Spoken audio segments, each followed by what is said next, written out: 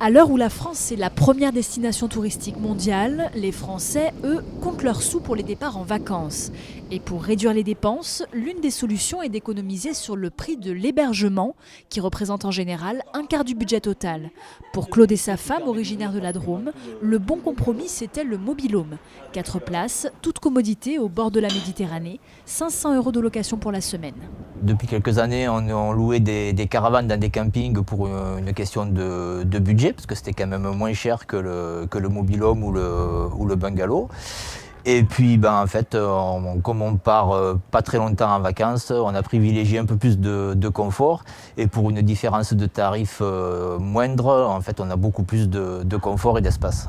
En mai 2013, 19% des hébergements choisis par les vacanciers sont des hôtels, un chiffre en baisse contre une hausse des réservations en camping et autres hébergements payants avec un taux de 25% de fréquentation. Au camping des Tamaris à Martigues, réservé aux mobil-homes et chalets, les responsables ressentent bien cet attrait nouveau avec une augmentation de 10% de leur bilan annuel depuis 2011. Mais pour 2013, les attentes sont moins optimistes. Merci, et voici votre chèque, madame.